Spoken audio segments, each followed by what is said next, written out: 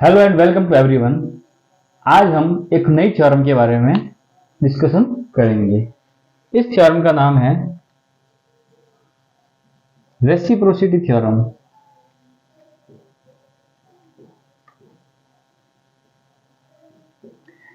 Reciprocity theorem जो है, इसका कंसेप्ट बहुत एक अच्छा और क्या कह सकते हैं आप खुद समझेंगे तो आपको ज़्यादा क्लियर हो जाएगा कि इसमें क्या करते हैं अपन कि जो वोल्टेज और करंट जो होते हैं उन दोनों को अपन क्या करते हैं, इंटरचेंज करते हैं। और इंटरचेंज करके ये देखते हैं कि उन दोनों को इंटरचेंज करने के बाद में भी क्या वैल्यू के अंदर कोई इफेक्ट आ रहा है नहीं आ रहा है। जबकि रेसिप्रोसिटी थ्योरम कहती है कि उसके करने के बाद में भी उसके अंदर कोई तरह का इफेक्ट नहीं आएगा। ठीक है। और इसके भी अपन ये कह सकते हैं कि जो एक्साइटेशन सिस्टम है और जो रेस्पॉन्स सिस्टम है उन दोनों को अपन इंटरचेंज कर सकते हैं और इंटरचेंज करके ये प्रूव कर सकते हैं कि यहाँ पर वोल्टेज की वैल्यू और करंट की वैल्यू के अंदर कोई वेरिएशन नहीं आया है। ठीक है। बस कुछ इसकी लिमिटेशंस है, वो भी अपने को इसके साथ में ध्यान रखनी पड़ती है। उनके बिहाव पर अपन इस चीज को प्रूव कर सकते हैं।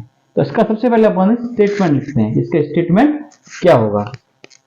इसका बेसिक स्टेटमेंट है कि in a linear network if a voltage source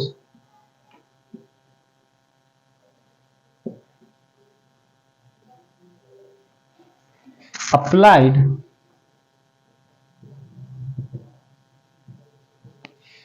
between any two terminals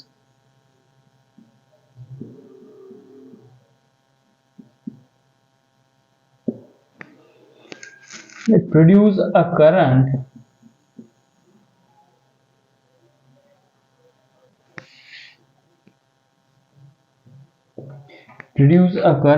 in branch, then the value of current I will be same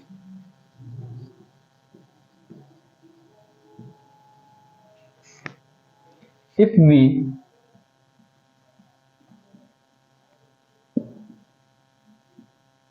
interchange the position of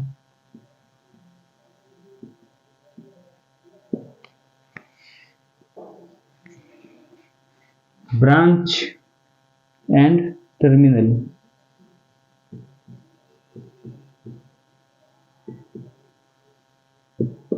क्या कह रहा है कि आपका कोई भी एक लीनियर नेटवर्क होना चाहिए। उस लीनियर नेटवर्क के अंदर अगर आपका कोई भी वोल्टेज सोर्स अप्लाइड हुआ है और वो कोई करंट प्रोड्यूस कर रहा है, सपोज आईएल के अक्रॉस कोई भी करंट आ गई है, तो अपन अगर मैं उस आईएल को इंटरचेंज कर देता हूं उस वोल्टेज सोर्स के साथ में, तो क्या होगा कि उसके बाद में भी वो करंट की वैल्यू मेरे को मिलेगी। ये कौन कहता, किसमें है? रेसिप्रोसिटी थ्योरम ये बात कहती है। हालांकि इसके कुछ लिमिटेशंस है। लिमिटेशंस क्या है? एक तो वो लीनियर नेटवर्क होना चाहिए, पहली बात। दूसरी बात उसके अंदर सिंगल सोर्स ही होना चाहिए। उस सिंगल सोर्स के अलावा कोई भी तरह का डिपेंडेंट और इंडिपेंडेंट किसी तरह का सोर्स नहीं होना चाहिए। ठीक है। थर्ड वन क्या हो जाएगा इसका कि वो जो सिंगल सोर्स लगा हुआ, जो सर्किट अपन यूज में ले रहे हैं, जो नेटवर्क यूज में ले रहे हैं, वो लीनियर होने के साथ में टाइम इनवेरिएंट भी होना चाहिए। टाइम इनवेरिएंट का मतलब क्या हुआ?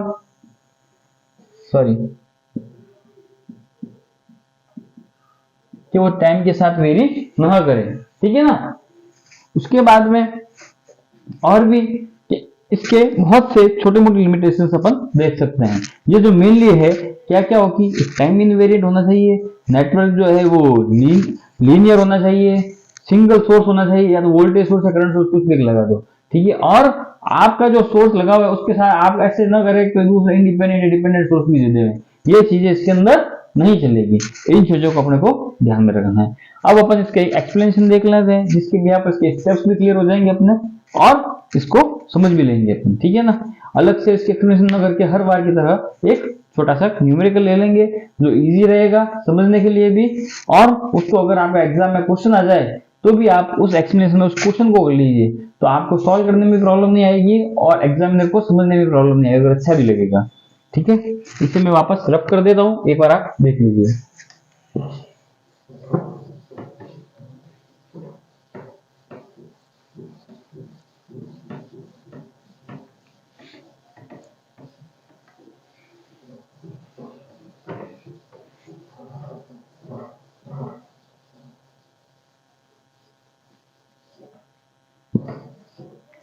नाउ अपन अब एक सिंपल सर्किट लेते हैं जिसके अंदर एक यहां पर वोल्टेज सोर्स लगा दिया है, सिंगल ही होना चाहिए, वो लगा दिया है। इसके अक्रॉस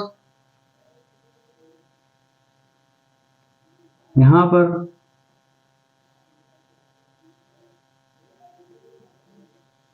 कुछ रजिस्टर्स कनेक्ट कर दिए हैं, इन सबकी अपन एक वैल्यू देते हैं। इससे मैं कर देता हूं 2 ओम का, ये मेरा 3 ओम का, ये 1 ओम का और ये 2 ओम का, ठीक है। अब यहां पर जो वोल्टेज सोर्स लगा है इन रजिस्टर्स के अक्रॉस, उसकी मैं वैल्यू डाल देता हूं 10 वोल्ट। यहां से करंट पास हुई जिसको मैंने दे दिया I1, ठीक है। फिर ये यहां पर और यहां पर डिवाइड हुई जो आगे गई, ऐसे कैसे, इसको मैंने दे दिया नाम आगे आकर I2, और ये जो वैल्यू आ रही है इससे मैंने दे दिया I3। अब ये जो दो टर्मिनल है इन टर्मिनल को मैं नाम दे देता हूं XY, और इन दो टर्मिनल को नाम दे देता हूं मैं A और B, ठीक है। लीनियर नेटवर्क है, सिर्फ एक एक्टिव सोर्स, इसके अलावा कोई नहीं लगा हुआ है, और इसके अंदर जो एक मेन चीज क्या है, RLC के अलावा और कोई आप नेटवर्क काम में नहीं लेंगे, ठीक है ना। साथ में कोई भी ऐसा नहीं है जो टाइम वेरी हो, टाइम इनवेरिएंट सिस्टम है, वोल्टेज भी देख लीजिए अपन टाइम वेरी है ना, VT नहीं लिख रहे हैं। तो ये सारा इसका जो इसकी लिमिटेशंस थी उसके बिहाफ पे अपन इसको सर्किट को ड्रॉ कर लिया।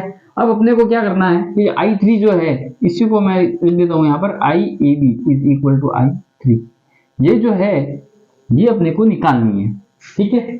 अब अपन क्या करेंगे, देखिए यहाँ पर IAB निकालने के लिए सबसे पहले अपन क्या करते हैं, यहाँ पर इसका R इक्विवेलेंट निकाल लेंगे। क्या निकालेंगे? R equivalent. R इक्विवेलेंट निकालेंगे तो यहाँ से देखेंगे अपन R इक्विवेलेंट के लिए, तो यहाँ से देखेंगे तो यहाँ से देखिए सबसे पहले क्या है, ये 2 ओम और ये 1 ओम है, way both are into series, तो मैं क्या लिख सकता हूँ 2+1, है ना। मैं इसको सर्किट के माध्यम से अगर समझाऊँ तो आई होप आपको थोड़ा सा ज़्यादा अच्छे से समझ में आ जाए, ट्राई करता हूँ मैं। तो यहाँ पर मैंने R इक्विवेलेंट के लिए इसको लगा दिया, इसको लगा दिया, इस तरह से सर्किट बना दिया। ये हो गया मेरा 3 ओम, ये भी मेरा 3 ओम और ये हो गया मेरा 2 ओम। अब इसका वापस एक सर्किट बनाता हूँ तो कुछ इस तरह का बनेगा, ये हो जाएगा मेरा 3 और 3 का होगा 1.5 और ये हो जाएगा मेरा 2, 3 × 3 बटा 3 + 3, 3 किया 9 बटा 6, काट दिया, ये आ गया 3, ये आ गया 2, 2 एकम 2, 1.5 हो गया क्या नहीं। इस तरह से अपन इस वैल्यू को निकाल लिया। अब ये दोनों क्या हो गए आपके वापस सीरीज में, तो 2 और 1.5 मिलकर कितना हो जाएंगे अपने यहाँ पर 3.5,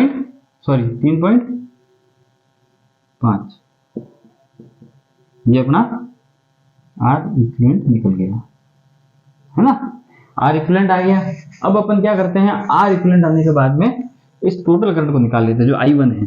तो मेरे I1 जो है मैं यहाँ पर कर रहा हूँ, देख लीजिएगा, I1 इज इक्वल टू क्या होगी, I1 is equal to total voltage 10 बटा 3.5, इसको करने पर मेरी क्या आएगी, टोटल करंट आ जाएगी, वो आएगी तकरीबन 2.86 एम्पियर। मुझे डायरेक्ट मालूम है, लिख लिया, आप उसको सॉल्व करके देख लीजिए, ठीक है ना।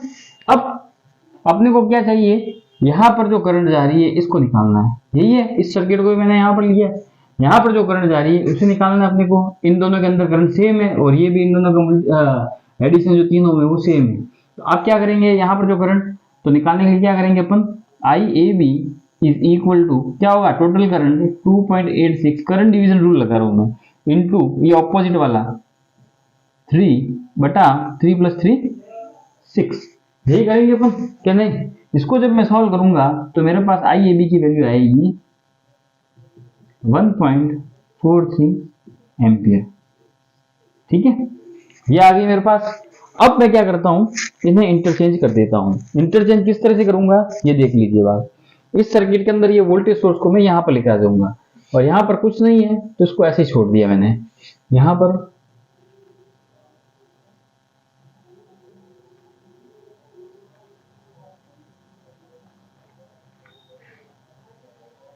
बना लिया, प्लस माइनस 10 वोल्ट, 2 ओम, 1 ओम, 3 ओम और 2 ओम। ये एक्स वाई, ये ए बी। अभी अपन ने निकाला है आई ए बी, अब अपन निकालेंगे आई एक्स वाई, ये जो है। ठीक है ना, तो अब आई ए बी यहां से गई, इससे मैं अब मान लेता हूं आई वन, यहां पर हो जाएगी आकर आई टू, और यहां पर ही हो जाएगी आई थ्री। ठीक है, अब वापस वो का वो केस करेंगे अपन। सबसे पहले आर इक्विवेलेंट निकालते हैं, they both are into the parallel, R equivalent में, है ना। तो ये क्या हो जाएगा अपना अगला सर्किट, कुछ इस तरह का बन जाएगा। ठीक है, यहां पर ये दिया वही है कुछ इस तरह से, है ना। अब यहां पर हो गया 2, ये 1 ओम, और ये 3 और 2 6/5।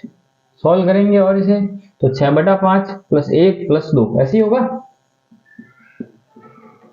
इसे सॉल्व करेंगे तो आपके पास आ जाएगी कुछ वैल्यू 4.2 ओम की।